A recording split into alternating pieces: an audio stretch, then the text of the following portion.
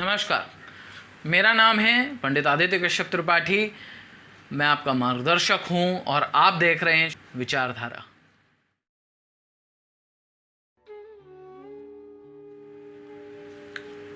आज का हमारा विषय है कॉन्वेंट स्कूल।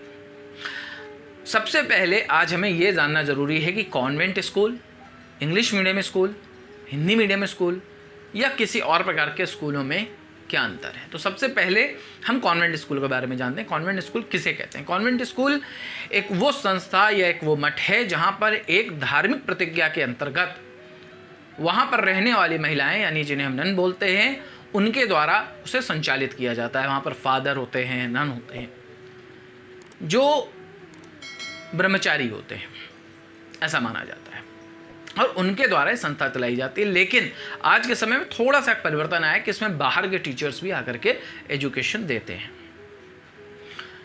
कई और मतों के द्वारा कॉन्वेंट स्कूल उसे भी बोलते हैं जहां पर लोग अपने अनाथ बच्चों को या जिन बच्चों को वो पालना नहीं चाहते उन्हें छोड़ करके जाते हैं, जहां पर उन्हें एक फादर, एक मदर, सिस्टर और ब्रदर, इस तरीके के नए रिश्ते मिलते हैं। ये एक विदेशी कल्चर हो सकता है, क्योंकि विदेशों में जो एक मैरिज सिस्टम है वो बहुत सक्सेसफुल नहीं है, और वहाँ पर आम तौर पर लोग अपने बच्चों को जब उनकी मैरिज टूट जाती है तो उन्हें कहीं ना कहीं छोड़ना चाहते हैं और नए रिश्ते को जोड़ना चाहते हैं। तो एक मत ये भी कहता है। इंग्लिश मीडियम स्कूल ये है जहाँ पर एक पर्टिकुलर भाषा को लेकर के उस स्कूल को स्थापित किया गया है, जहाँ पर वहाँ की मातृभाषा अंग्रेजी ही होगी। वहाँ पर हिंदी बोलने पर आपको फाइन भरना पड़ता है। हिंदी मीडियम स्कूल वो है जहाँ पर आपको सारी शिक्षा हिंदी भाषा के माध्यम से सिखाई जाती है और उसमें अंग्रेजी भी आपको सिखाई जाती है। तो इस प्रकार के ये 3-4 प्रकार के स्कूल जो हैं हमारे यहाँ पाए जाते हैं, जिसमें से कॉन्वेंट स्कूल बहुत फेमस है। और ये सबसे ज़्यादा फेमस इसलिए है कि यहाँ पर कैसा कहा जाता है कि सेवा भाव बहुत सिखाया जाता है।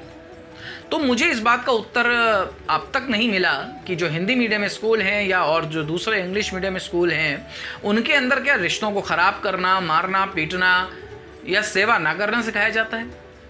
हर स्कूल में अच्छी शिक्षा दी जाती है। लेकिन कॉन्वेंट स्कूल का एक और ड्रॉबैक है, वो ये है कि कॉन्वेंट स्कूल के अंदर आप जो हिंदू हैं या सनातनी, जिसको आप सनातन कहते हैं या हिंदू कह लें, जो भी आप कह लें, जिसमें आपको प्रसन्नता हो, आपके बच्चे जब वहां पढ़ने जाते हैं तो उनका धीरे धीरे धीरे धीरे, क्योंकि वो बच्चे जब छोटे होते हैं, कच्ची मिट्टी होते हैं जिन्हें हम बोलते हैं, उनको धीरे धीरे धीरे धीरे करके क्रिश्चियनिटी की ओर लेके जाया जाता है। यानी ऑलमोस्ट उनके ब्रेन में ये चीज़ें डाल दी जाती हैं कि जो क्रिश्चियन धर्म है, जो ईसाई धर्म है, ये बहुत अच्छा है। उनको बाइबल से संबंधित चीज़ें पढ़ाई जाती हैं, समय समय पर उन्हें चर्च ले जाया जाता है। तो कहीं ना कहीं उनके अंदर चर्च को लेकर के, ईसाई धर्म को लेकर के एक भावना आ जाती है। अब इसमें हमारा नुकसान कैसे हो रहा है? इसमें हमारा नुकसान इस तरीके से हो रहा है कि कॉन्वेंट स्कूल में पढ़ने वाला बच्चा, अगर वो ईसाई क्रिश्चियन है, चलिए कोई बात नहीं। अगर वो मुस्लिम है तो मुस्लिम धर्म के अंदर एक बहुत अच्छा सिस्टम है कि आप किसी भी स्कूल में पढ़ें, कहीं भी पढ़ें, कुछ भी पढ़ें, लेकिन आपको शाम को या किसी भी समय मस्जिद में या आपके घर पर या मदरसे में जा कर के आपको कुरान पढ़नी है, जो उनकी धार्मिक पुस्तक है। और वहाँ पर उन्हें धर्म संबंधित उनके धर्म के रिचुअल्स, सभ्यताएं और उनसे संबंधित बहुत सारी बातों के बारे में शिक्षा दी जाती है। कैसे नमाज पढ़नी चाहिए, कैसे इबादत करनी चाहिए, ऊपर वाले को कैसे याद करना चाहिए, कुरान में क्या लिखा हुआ, इस तरीके की शिक्षा उसके अंदर दी जाती है। तो चाहे कहीं भी पढ़ ले, उसके अंदर अपने धर्म की शिक्षा होती है। लेकिन अगर आप सनातन धर्म से हैं, हिंदू धर्म से हैं, तो हमारे यहाँ तो ऐसा कल्चर ही नहीं है, क्योंकि हमारे यहाँ तो रामायण, गीता, महाभारत सब पढ़ना बहुत पिछड़ा है और आउटडेटेड है, मॉडर्न नहीं है। तो वो वहाँ कॉन्वेंट से पढ़ के आएगा और बाइबल और ईसाई धर्म की जो चीज़ें अपने ब्रेन से लेके आएगा, उसे आप वॉश नहीं कर सकते, क्योंकि आपके घर में इस प्रकार का एक सिस्टम ही नहीं है। आपके घर में तो पूजा भी अगरबत्ती जला के हाथ जोड़ के निकल जाने वाली है। आजकल के बच्चों को मूर्तियां पहचाननी नहीं आती भगवान की, कि कौन सी गणेश जी की है, कौन सी विष्णु जी की, कौन सी शिव जी की है। ये कॉन्वेंट की एजुकेशन है। जिन्हें अपना मंत्र भी बोलना नहीं आता या बोलते हैं तो उसमें शर्म आती है। आपके घर में अगर बहुत सारी बुक्स होंगी, बहुत सारे बड़े बड़े राइटर्स की महंगी महंगी किताबें होंगी, नॉवेल्स होंगी, एक से एक नॉलेजेबल बुक्स होंगी, लेकिन आपके घर में रामायण, गीता, श्रीमद् भागवत, सुख सागर ऐसी किताबें नहीं होंगी। क्यों? क्योंकि अगर वो आपके बुक शेल्फ में है और अगर कोई बाहर से आया देखेगा, अरे तुम रामायण पढ़ते हो यार, आज भी तुम बैकडेटेड हो, आज भी तुम पुरानी चीजों पर बिलीव करते हो। तो हमें अपने धर्म के संबंधित शिक्षा देने में शर्म आ रही है। क्यों? क्योंकि हमारे अंदर शुरू से ही, जब से हम अंग्रेजों के गुलाम हैं, हमारे अंदर ये शिक्षा, ये चीज भूसे की तरह भर दी गई है कि अंग्रेजी ही सबसे बेस्ट लैंग्वेज है, अंग्रेजी में ही हमें पढ़ाई करनी है। और आज हमारा देश इस हालत में है कि हमारे देश की जो नंबर प्लेट है, गाड़ियों की जो नंबर प्लेट है, वो भी अंग्रेजी में होती है। अगर आप उसे किसी लोकल लैंग्वेज में लिख दें तो आपका चालान हो जाएगा। आपके बैंक के डॉक्यूमेंट्स हो या कोई भी सरकारी काम हो, सब कुछ अंग्रेजी में होता है। सारी डॉक्यूमेंट्स आपके इंग्लिश में बनते हैं। क्या हम उसे अपने देश में चलने वाली जितनी भाषाएं हैं, क्या हम उनमें उन्हें नहीं बना सकते? हमारे देश में कितनी भाषाएं, हिंदी है, मराठी है, बंगाली है, तमिल है, तेलुगु है, मलयालम है, कन्नड़ है। आप अपनी लोकल भाषा में उस डॉक्यूमेंट्स को बना सकते हैं, हिंदी में बना सकते हैं। अंग्रेजी तो एक फॉरेन लैंग्वेज है। जब भी आप किसी देश जाते हैं तो आप वहां की लैंग्वेज को सीखते हैं। बहुत सारे लोग हैं जो ट्रेनिंग लेते हैं अलग अलग। तो आप को जब अंग्रेजी सीखने की आवश्यकता है तब आप अंग्रेजी सीखिए। जब आवश्यकता नहीं है तो क्यों सीख रहे हैं? आप जापान चले जाइए, आप चाइना चले जाइए, आप और भी बहुत सारी कंट्रीज में जा सकते हैं, जहां पर जाने के बाद आपको यह पता चलेगा कि वहां पर उनकी लोकल भाषा के अलावा वो लोग किसी और लैंग्वेज में काम नहीं करते। सिर्फ हमारा इंडिया, हमारा भारत ऐसा देश है जहां पर हम अंग्रेजी भाषा का सबसे ज्यादा प्रयोग करते हैं। क्यों? क्योंकि अंग्रेजों के ज़माने से हमारे अंदर ये बात भर दी गई है कि अगर हमें इंग्लिश नहीं आती तो हमारा स्टेटस नहीं है, हम बहुत पिछड़े हुए और पीछे के लोग हैं। यहां तक कि जो हमारी गीता, रामायण और महाभारत है, उसे भी अशुद्ध तरीके से अंग्रेजी में ट्रांसलेट करके हमारे सामने पेश कर दिया गया, जिस वजह से आज हम इतने पिछड़े हुए हैं। हम जब उसकी मीनिंग को पढ़ते हैं, जिसे गलत तरीके से लिखा गया, क्योंकि आपको संस्कृत नहीं आती, आपको अपनी लोकल लैंग्वेज नहीं आती। आप रामचरितमानस पढ़े, रामचरितमानस जो है अवधी में लिखी हुई है, कोई संस्कृत में नहीं लिखी है, लेकिन लोगों को मालूम नहीं है। लोगों को रामायण और रामचरितमानस में अंतर नहीं मालूम है, गीता और श्रीमद् भागवत गीता में अंतर नहीं मालूम है। लेकिन आप किसी मुस्लिम बच्चे से पूछे जाकर के, वो आपको हदीस, कुरान सब चीज बता देगा। आप किसी क्रिश्चियन से जाकर के पूछे, आपको बाइबल सब चीज बता देगा। तो हम क्यों पीछे? क्योंकि यह हमारे अंदर भरा गया है। आज हमारे देश में हमारे देश की चीजों को नहीं पढ़ाया जा रहा। यह कितनी बड़ी कमी है हमारे देश की। हमारे देश में हमारी ही चीजों को नाकारा बोल दिया गया है, पिछड़ा हुआ बोल दिया गया है। कितनी बड़ी साजिश हमारे आसपास रची गई है कि जो हमारे वेद हैं, हमारे शास्त्र हैं, जो हमारा सिस्टम था गुरुकुल का, वो इतना अच्छा सिस्टम था, उस सिस्टम को तबाह कर दिया गया। क्यों? क्योंकि जब अंग्रेज हमारे देश में आए और उन्होंने देखा कि इनके यहाँ गुरुकुल का सिस्टम है, हर आदमी एजुकेटेड है, हमारे देश में विदेशी चीजों को पढ़ाया जा रहा है, हमारे देश में उन लोगों के बारे में पढ़ाया जा रहा है जिन्होंने हमें गुलाम बना के रखा है, चाहे वो मुगल हो, चाहे वो अंग्रेज हो। मुगल शासकों ने कितने बढ़िया काम किए वो हमें बताए जा रहे हैं, अंग्रेज शासकों ने कितने बढ़िया काम किए वो हमको बताया जा रहा है। लेकिन हमारे देश के राजाओं ने, जो शिवाजी थे, महाराणा प्रताप थे, एक से एक बड़े नाम हैं। राजा अशोक, जिसका चिन्ह हम अपने नोटों पर प्रयोग करते हैं, जिसके चिन्ह पर हम गर्व करते हैं, उसके बारे में हमारे देश के बच्चे कितना जानते हैं? कुछ नहीं जानते। क्यों? क्योंकि हमें हमारे इतिहास के बारे में नहीं पढ़ाया जा रहा है। अगर हमें हमारे इतिहास के बारे में पढ़ाया जाएगा तो हमारे बच्चे अपने देश, अपने इतिहास, अपनी चीजों, अपनी परंपराओं पर गर्व करेंगे। लेकिन उन्हें नहीं पढ़ाया जा रहा। क्यों? क्योंकि जब हमारा देश आजाद हुआ तो हमारे जो शिक्षा मंत्री थे वो कौन थे? आप जानना चाहते हैं? अब्दुल कलाम आजाद। अब्दुल कलाम आजाद, जिनका जन्म हुआ था 11 नवंबर 1888 मक्का में। आपको मालूम है आज तक? और उनका पूरा नाम था सैयद गुलाम मोइनुद्दीन अहमद बिन खैरुद्दीन अल हुसैनी, और ये अफगान उलेमाओं के जो है खानदान से बिलोंग करते थे। कैसे वो जस्टिस कर सकते थे हमारे देश की शिक्षा को लेकर के?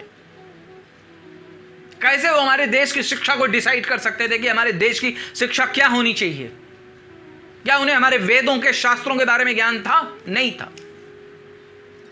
उनको जिस चीज के बारे में ज्ञान था और जो ज्ञान उनका था वही हमारे सामने परोस करके रख दिया गया, और वही पीढ़ी दर पीढ़ी हम पढ़ते चले आ रहे हैं। और हमारी जितनी पीढ़ियां हैं वो सर्वनाश की ओर जा रही हैं। आज हमारे देश में हम गर्व कर जाते हैं, अरे हमारे भारत के लोग बड़े आगे जा रहे हैं, भारत के लोग बहुत, लेकिन आज हमारे देश की हालत यह है कि हमारे देश का सबसे एजुकेटेड आदमी भी बेरोजगार घूम रहा है। MBA इंजीनियरिंग बड़ी बड़ी डिग्रियां ले रहा है, लेकिन वो बेरोजगार घूम रहा है। क्यों? क्योंकि उसकी शिक्षा ही सही नहीं है, उसका मार्गदर्शन बचपन से उसकी जड़ को कमजोर कर दिया गया है। वो ना कॉन्वेंट का रह गया, ना सनातन का रह गया, तो कहीं का रह ही नहीं गया। तो जब आपकी जड़ ही कमजोर होगी तो आपका पेड़ और आपके फल भी कमजोर होंगे।